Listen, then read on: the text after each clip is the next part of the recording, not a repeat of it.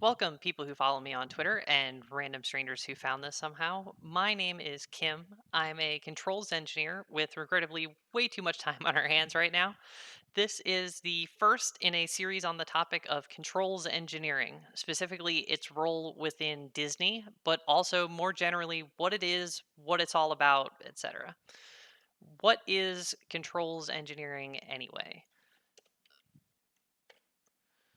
A lot of people haven't heard of it as it's not one of the big three disciplines, right? Mechanical, electrical, or civil, but it's basically responsible for automation. In industrial applications, like at Disney, controls engineers are the ones who tie all the different pieces together into a unified system.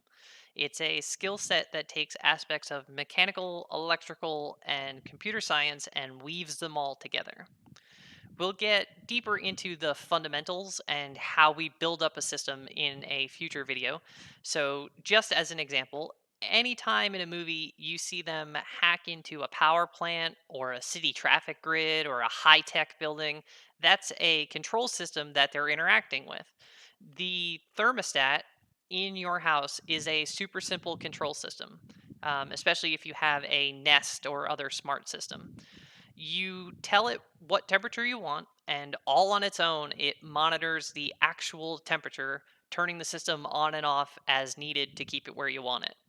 Industrial controls are bigger and more elaborate, of course, but the principle is the same. Based on information coming in, the system makes decisions and tells physical equipment what to do next.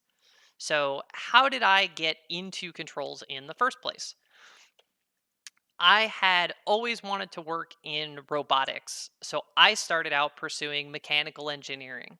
But on the first day, the dean of the school said, "We're training you to be managerial engineers."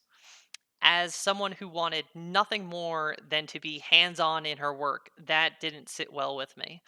So I switched to a degree in manufacturing technology, specializing in industrial robotics and computer science to boost my programming skills. Then I went after a master's specifically in robotics to further reinforce that's what I wanted, that's what I was chasing. After finishing school, I got into working as a systems integrator, which is basically a company other companies call to do controls work because they don't have their own team on staff like Disney does. Once I had some job experience in those roles, I finally landed the opportunity with Disney and I haven't looked back. So typically, when I have conversations with people and they find out where I work, the conversation tends to go, "So what do you do?" And I say what I do. Then, "What does that mean?" And I explain. Then, "So what do you actually do?" So let's run through those three questions real quick. What do I do? I work for Disney as a senior show control systems engineer. But if you've ever taken a look at my Twitter bio, you may have noticed this big string of letters up here. That is the long version of my job title. It is short for the Senior Ride and Show Control Systems Engineer and Sustainment Bridge Liaison for Magic Kingdom and Animal Kingdom. It's a mouthful. It doesn't fit on a business card. It's formality only. I tell everybody I'm a show control engineer, and that tends to do the trick. So, what does that mean?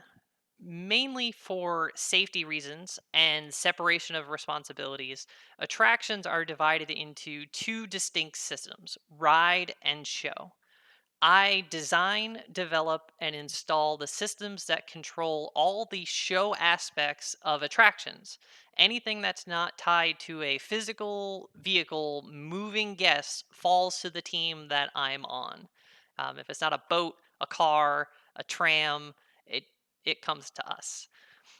What do I actually do then? Mostly, I write software. We do the hardware too, and we'll dive deeper into what both of those aspects look like in practice. But most of the work we do is software because industrial hardware is designed to run for decades without skipping a beat. So we rarely have to change it out. We make the software that controls everything automatically, and we also make what's called the HMI, or human machine interface. It is what lets cast members interact with the system, such as starting up in the morning, putting it in maintenance mode overnight, muting audio in the queue so they can make an announcement that you can actually hear. It is also how the system interacts with cast members. It generates alarms and alerts when effects stop working so that they know to call the maintenance team so they can come fix it on the next night shift, or in some cases, shut down the ride completely because there's just too many things that are not working as intended. So over on Twitter, Sarah was nice enough to ask a question. She said, "What kinds of projects do I work on, and how exactly am I involved in the making of those projects?" So because I'm a nerd, keep a spreadsheet of all of the rides that I've worked on. That would look like this. So anything in green there are attractions that I've shadowed somebody or assisted someone else. Like it was somebody else's project, but I was assisting or shadowing or otherwise helping resolve the problem, but it wasn't my project explicitly. The ones in blue are ones that I was in charge of. I led the creation and implementation of the solution, and worked on them in various ways, from big fixes to little fixes, just depending on what the needs of that particular project were.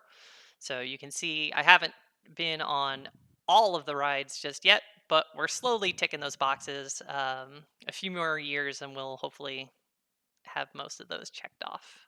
So those are the projects that I've worked on. What do those projects actually look like? So, uh, while we do work on the brand new rides, the majority of the projects that I work on are modifications, upgrades, and obsolescence on existing attractions. Generally, these come from requests by the park the attraction is in, or the cruise ships. We do work on those too.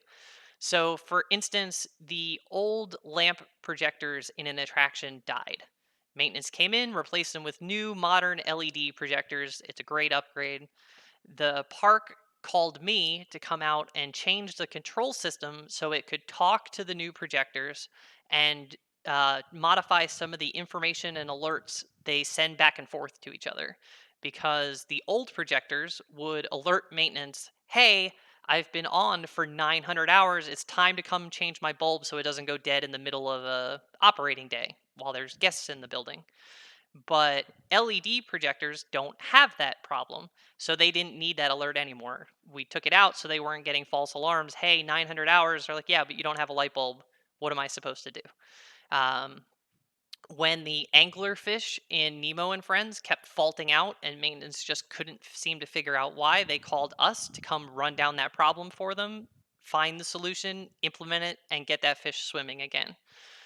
When they eventually add Joe Biden to the Hall of Presidents, we'll be involved in that process as we tie the new figure into the overall system of the theater. So, how I'm involved in the making of those projects is basically top to bottom. I generally get given a problem or a task and an approved budget from a park. Magic Kingdom says, hey, this is broken. We've got 5 grand to fix it. Can you get it done for that? Then I decide what the best solution is and take it from concept all the way to installation and testing. On brand new rides, the design process is much more in depth and collaborative. And there will be a whole video on what that looks like as we go from nothing to something. But for small changes to existing rides, they trust us to do it right and get it done with minimal involvement of other stakeholders, operations, maintenance, things like that. We loop them in, but we drive those projects through to completion basically on our own. So this has been the first video. I know it was very kind of surface level, but I wanted to try to make sure that this as accessible as possible to people. Right? Not everybody is into nitty gritty engineering stuff right off the bat. We need to kind of ease them in. So we'll be diving much deeper into the real engineering as this series progresses with videos on the hardware, the software, the design process, and building an HMI from scratch. So you can see what that thought process and workflow looks like too, right? You can really get involved, ask questions as we go along, and hopefully really kind of learn what controls engineering is from the basics on up to more advanced stuff. I really hope that you enjoyed this, maybe learned a thing or two. If you did, be sure to check out the other videos. Also, and I do hate to do this, if you have a few dollars to spare, I am currently still furloughed from Disney. I'm pinching every penny I can to avoid having to give up what is literally my dream job due to financial stress. So anything you can send is a huge help to me. I would be incredibly grateful for anything that you're able to part with. But with any luck, I will be back on the job sooner rather than later. Um, Thank you so much for watching. I appreciate it greatly. We will see you here next time. Uh, Bye, everybody.